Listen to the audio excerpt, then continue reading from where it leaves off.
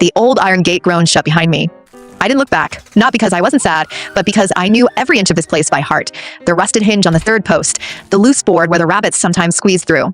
The scent of clover that always grew thickest by the western fence. I didn't need to look to remember it all. Old Tom, the farmer, had called me into the yard this morning. His voice was heavy, his eyes not meeting mine. "Ollie," he'd said, scuffing his boot in the dirt. "We're making some changes. The farm, it needs a new direction. You're a fine dog, but we need a change." He'd handed my worn leather collar to the old barn cat, Martha. She'd taken it with a flick of her tail. My collar, my name, the only home I'd ever really known. It was over. 3 years, I'd given this farm everything. 2,000 nights of pacing the fence lines, learning the wind's whispers, memorizing the sheep's every bleat and fear. I'd mapped the entire valley in my head, every hidden gully, every patch of sweet grass, every safe crossing over the stream. It was my life's work. And I'd done it all for him, for old Tom, for this place. As I trotted down the long dirt road, I could hear the sheep bleating nervously in the distance. They knew something was wrong. They always knew. But what they didn't know was that their world had just lost its map. They didn't know that the way home, the safe routes, the patterns of the seasons, they were all locked in my head. I had left the farm, but I had taken its soul with me. I walked away from the only life I knew, my tail low, my ears flat against my skull. Behind me, I heard the voice of Rex, the Siberian husky, barking loudly from the farmhouse porch. "I've got everything under control," he was howling, his voice loud and hollow. "I'm the leader here now." I didn't stop walking. I knew the truth. A dog like Rex couldn't find his way out of a paper bag, let alone guide a flock of 500 sheep through a mountain winter. Old Tom didn't know it yet, but he'd just made the biggest mistake of his life. And soon, the whole valley would know it too. I wasn't always a stray. 3 years ago, I'd been a scrawny pup, picked up from the side of the road by a boy from the neighboring farm, but old Tom had seen me work a small group of sheep once. He'd seen something in me, something he called potential. "That's a special dog you've got there, son," he told the boy. "I need a dog like that." So I was brought to the big farm. I was young, eager, and desperate to please. Old Tom's farm was a grand place, with rolling green hills and a flock of sheep that looked like clouds moving across the earth. I thought I'd died and gone to heaven.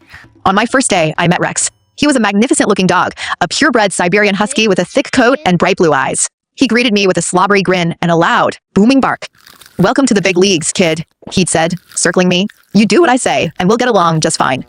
I soon learned the way things worked around here. When I found a brilliant new way to move the flock, a new path that avoided the boggy marsh, I showed old Tom.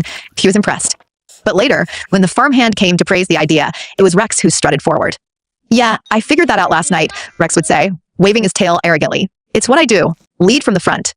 I was confused. Why didn't he say it was my idea? But I was just a young dog. I thought maybe that's how it worked. The pack leader gets the credit.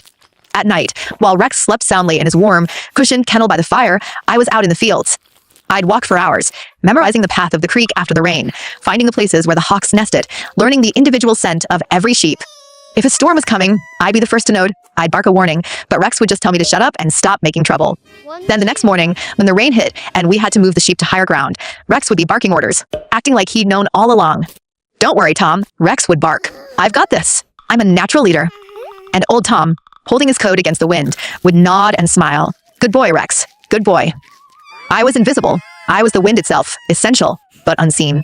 For 3 years, I did the work, and I never complained that I would sleep by the barn on the cold ground, listening to the sheep. I didn't mind the cold.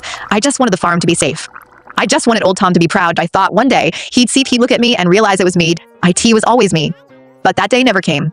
The morning of the dismissal, old Tom had called me into the yard. Rex was there, standing by his side, his chest puffed out, his tail held high. He wouldn't look at me. "Ollie," old Tom had said, I'm not sure your style fits our farm anymore. We need a strong, visible leader, a dog the sheep can look up to." He didn't even know my style. He'd never watched me work. He'd only ever watched Rex. "I'll be honest with you, son," old Tom continued, not looking at me. "We just don't need your skill set anymore. The farm is changing. You're too independent, too quiet." He sighed. "But don't worry. I'm sure you'll find a nice pet family somewhere." A pet family. 3 years of building the farm's very foundation, and he thought I was just a pet. I looked at him. Then I looked at Rex, who finally met my gaze. There was no guilt in his eyes, only triumph. He was finally the only dog. He'd won. I turned and walked away. I walked out of that yard without a sound. I didn't bark. I didn't whine. I just went. Martha, the old cat, had watched me leave, a thin smile on her face. "Good riddance," she'd hissed. "Too many dogs around here, anyway." I left the farm, a ghost, dismissed from the life I'd built. The forest was dark and unfamiliar. I'd spent 3 years learning the safe paths of the farm, not the wild woods beyond it. I was lost, not just physically, but in my soul. For the first time in my life, I had no purpose, no flock to guide, no fence to mend, no old man to protect. I remembered all the nights I'd saved the flock from the foxes, how I'd chased them away without waking a single sheep, how I'd once dug a small trench to divert a flood that would have swept away the lambs. Rex had been in the barn, asleep. I remembered the 7 major sheep drives I'd orchestrated to bring the flock in for shearing. I plotted the route, handled the strays, and kept the dogs from fighting. And after each drive, I'd see Rex standing proudly by old Tom, his paw on a map, as if he'd drawn it. "Great work, Rex," I'd hear him say, over and over. "You're the best dog I've ever had." The memory burned. A few days into my wandering, I saw a familiar face. It was Buddy, a big, golden-haired retriever from the next farm over. He came bounding towards me, his tail wagging furiously. "Ollie, oh my gosh, did I S you?" he barked, his voice full of concern. "I heard what happened. I can't believe he kicked you out. You were the only one running that place." I just nodded, too tired to speak. "Hey," Buddy said, his eyes lighting up. "You know what? My farmer, Mr. Harrison, he's been looking for a smart dog. We just lost our old herder, and the sheep are all over the place. You should meet him. You have to meet him." It felt wrong. I'd been old Tom's dog. I'd been loyal, but old Tom had shown me what my loyalty was worth. Maybe it was time to be a new dog. I followed Buddy to the Harrison farm. IT was smaller, humbler, but the sheep were healthy and looked happy. When Mr. Harrison, a kind-faced man with gentle eyes, saw me, he didn't ask about my pedigree. He just knelt down and looked into my eyes. "I heard you're a good worker, boy," he said softly. "We need a good worker." The next morning, I was sent into the field. The sheep here were unruly, scattered across the hillside. I watched them for a few minutes, my brain automatically processing their movements, the wind, the terrain. I'd never seen this land before, but my instincts were the same. Then I ran, not chaotically like Rex would have, but with purpose. I knew I was the only one who could find the way. I found a route that funneled them like water. I saw a path the other dogs had missed. In 1 hour, I'd brought in the entire flock. Mr. Harrison watched from the fence, his jaw hanging open. He didn't say a word. He just walked up to me, placed his hand on my head, and looked at me like I was the most valuable creature on earth. "I don't know what old Tom was thinking," he said softly. "He just gave away the most brilliant dog I've ever seen." I wagged my tail, a small, careful wag. For the first time in a long time, someone was looking at me. They were really, truly seeing me. It was just the beginning. While I was rebuilding my life, the old farm was falling apart. News travels fast through the valley, and Buddy was my best source. "Ollie," Buddy would bark as he came to visit. "It's a disaster over there. The sheep don't listen to Rex. They just walk right past him. Half the flock is missing. They got spooked by a hawk and scattered into the forest." I listened, my heart silent. "Old Tom is screaming at Rex," Buddy continued, panting with excitement. "But Rex doesn't know what to do. He keeps running around and barking at everyone, and old Tom is losing his mind." I just laid my head on my paws. Then came the night of the storm. A flash flood hit the valley. It was a risk we always had to manage. I remembered the maps I'd stored in my head, the safe corridors, the escape routes for the sheep. At the old farm, there was no map. The sheep panicked. They ran into the bog. They got separated. They got stuck. Rex howled uselessly at the sky. A dozen sheep were lost, not just to the storm, but to the wolves that came down from the mountains the next night. Without my scent markers, the sheep had no sense of safety, and they wandered into danger. The farm was broke. It was demoralized. The cost of losing those sheep was devastating. A week later, old Tom, Rex, and Martha arrived at Mr. Harrison's gate. The great farmer had fallen. His eyes were sunken. His shoulders slumped. Rex slunk beside him, his beautiful tail between his legs, his ears flat. The arrogance was gone. Mr. Harrison opened the gate. I was standing in the yard, watching them approach. "Please," old Tom said, his voice trembling. "I need to speak to him. I need to talk to the dog." He gestured to me. "Ollie," old Tom said, his voice cracking. "So, I messed up. I was blind. The farm is dying. The sheep, they don't know what to do without you. They just don't." He fell silent for a moment. "We need your help," he finally said, the words sticking in his throat. "You have to come back." I didn't move. I didn't wag my tail. Behind him, Rex stepped forward, his face a mask of desperation. "It's true, Ollie," he whined. "I'm sorry, I didn't know what you did, okay? I thought I was the leader, but it was you. It was always you. Just come back and we'll make it right. I'll give you the big kennel, the one by the fire." I looked at Rex. He didn't even know why he was begging. He thought it was about the kennel. He didn't understand that he had taken my life from me. Then Martha stepped forward, her tail switching nervously. "Ollie," she mewed, her voice oily and sweet.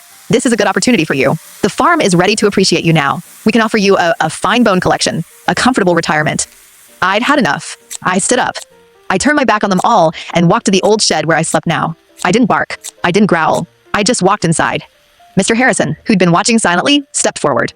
"Tom," he said, "they say a bad worker blames his tools and a good worker takes the blame. You had the best tool in the business and you gave him away because he wasn't loud enough.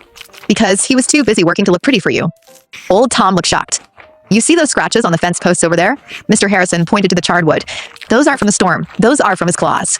He marked the safe routes all over your property. For you just didn't see them." The truth was like a physical blow to old Tom. He stumbled back. He looked at Rex, who was whining and pacing. "Rex," Mr. Harrison continued coldly, "do you even know where the new winter pasture is? Could you find it if the world froze over?" Rex's mouth opened, but no sound came out. He didn't know. He'd never known. Old Tom turned to me, his eyes finally open, finally seeing. "Ollie," he whispered, his voice full of pain. "I'm sorry."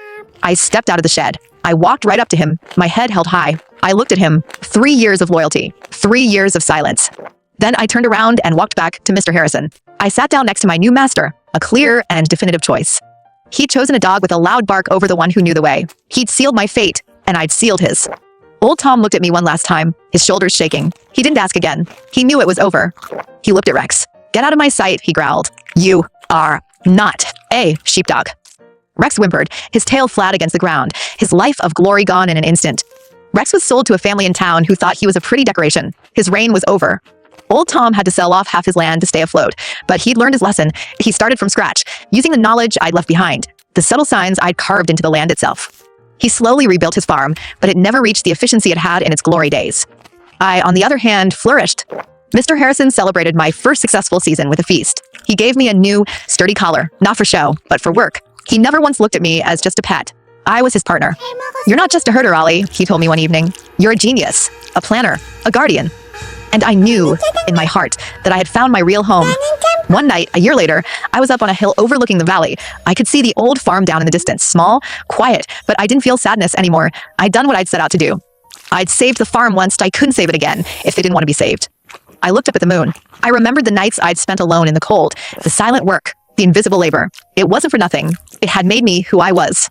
I turned away from the valley. I padded back down to the Harrison house, where a warm fire crackled in the stove. Mr. Harrison's son patted me on the head. "Good boy, Ollie," he whispered. I wagged my tail. I curled up on my bed, not by the fire, but by the door. I was still the guard. I was still the guardian. But now, I was the guardian of a place that deserved me, and I slept soundly, knowing that tomorrow, I would get to do it all over again. Not for praise, not for fame, but because it was my job. And it was my home. The end.